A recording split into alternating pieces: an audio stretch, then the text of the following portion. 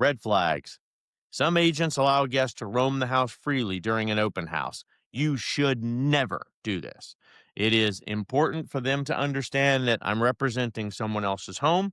I'm going to stay in close proximity with you in case you have any questions. And secondly, in case there's any issues while you're walking through the home.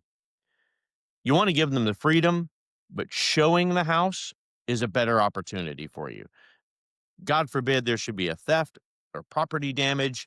It will be challenging to identify responsible parties or to take appropriate actions without seeing them and verifying your client's identities before showings or open houses. So, showings or open houses have their own kind of set of safety tips too. Safety should be paramount for unlocking of doors, a last handshake before they leave, closing the doors behind people while you are now segregated alone with them in a home. These are things that you can do to help keep a secure environment while still creating a great impression. First off, sharing your location, doing kind of live feeds so that people see that you are there, you are on TikTok, you are doing a live safety briefing, or you are doing a live showing with people on the internet. It's going to help people understand that you're not showing a property alone. If no one's available for you to accompany these property showings, practice agent safety. Please ensure someone knows your location at minimum. Keep your phone handy, and if you're going to be in a rural location that does not have good service, you need to know in advance and absolutely do not do those things in a alone environment. Invite someone to tag along.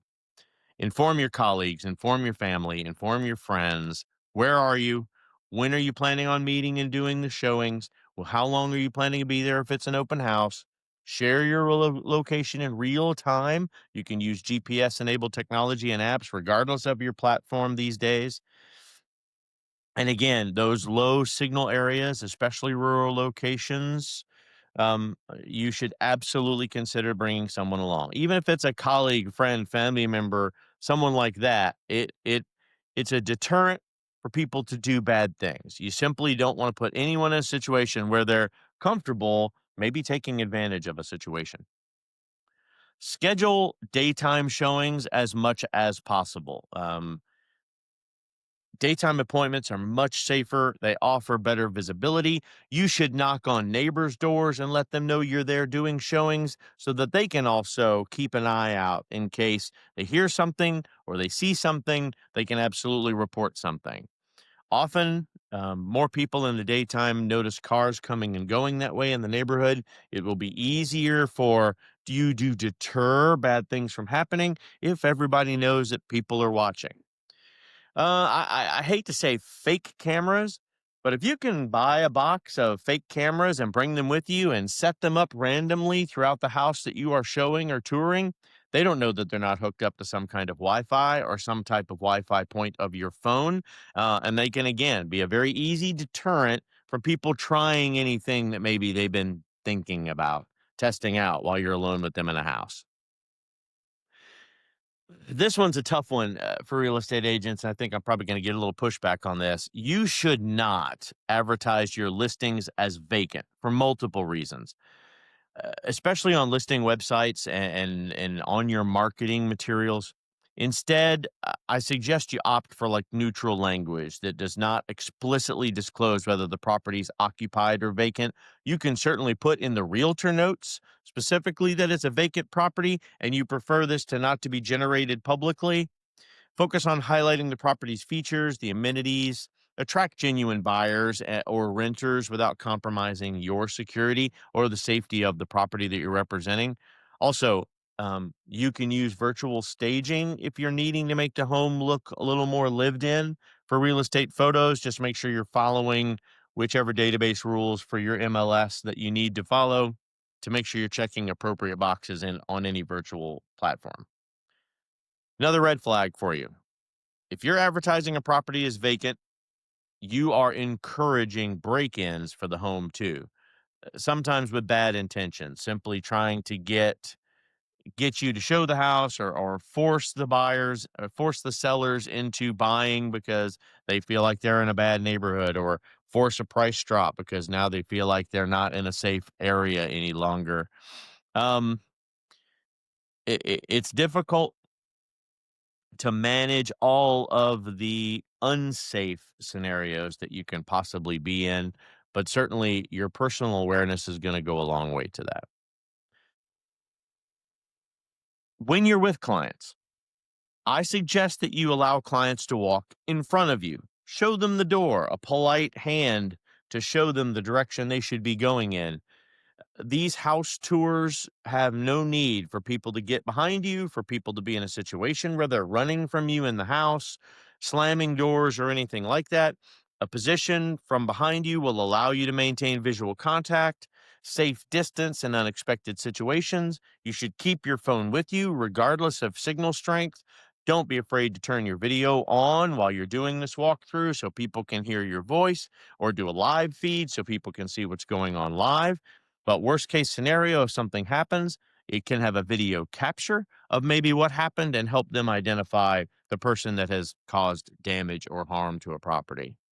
By positioning yourself slightly behind someone, it's also going to give you an opportunity to observe client responses and to kind of read the room, play the poker game of what are their faces, what are their body languages, how are they reacting inside the home. So, good selling technique as well, beyond just the safety of the situation.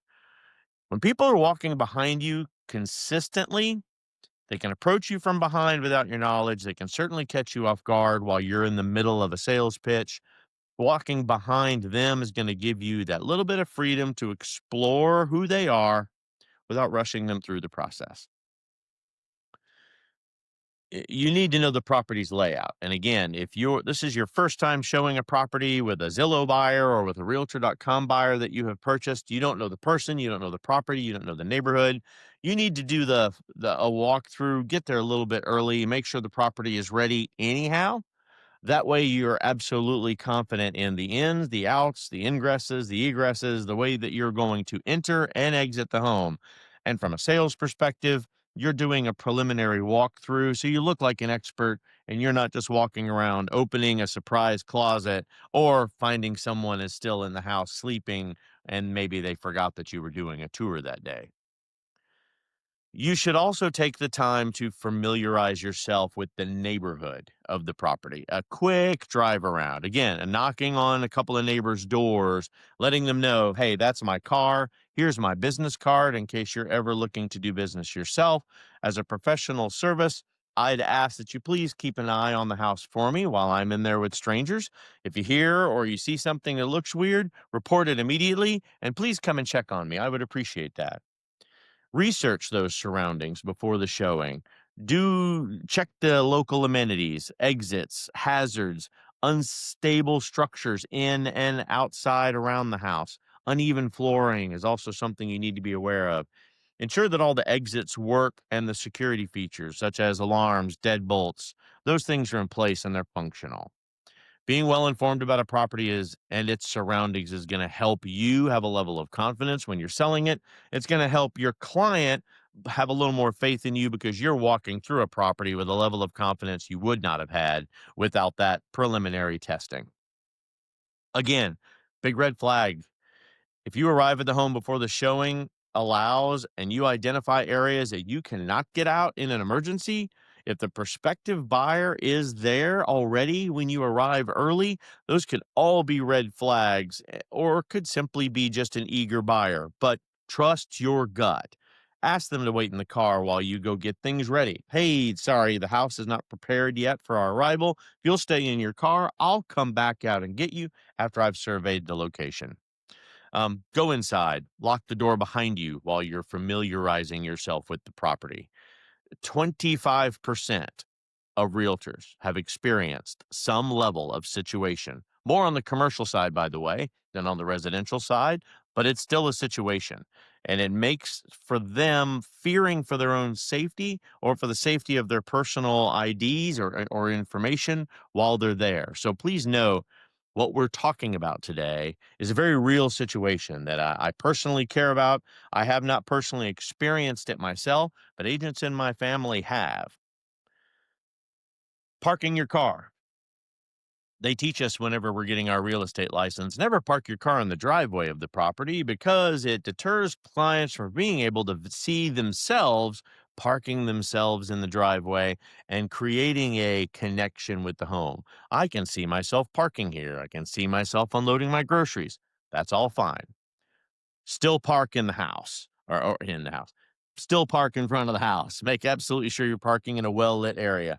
Good visibility, not behind a bunch of shade trees. If you need to leave quickly and get to your car quickly, you park on the street instead of the driveway so that you cannot be blocked in. This will also prevent people from, I hate to say, vandalizing your vehicle or putting you in an awkward situation with a flat tire, but it'll certainly help.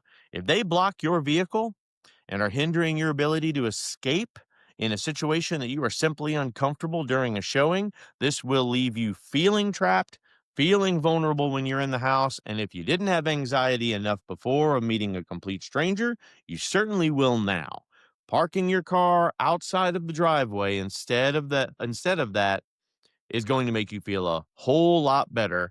And it's going to allow those neighbors that you should have talked to already provide you some assistance or intervene if they see some specific activity.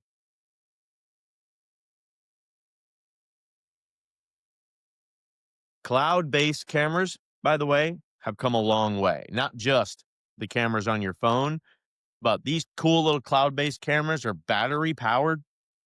You can set them up anywhere in the house. They can be connected to your device while it's in your pocket. They can be using your phone as a Wi Fi point while you're walking around. Or certainly, if you know the client that you're going to be representing, setting these cameras up and actually connecting them to their internet can work. There are some great softwares that you own, you manage. No one else can see the feed while you're doing the tour. It is simply a live showing and a capability. Work with your brokerage to make sure that the right people have access to watch while the tour is going on.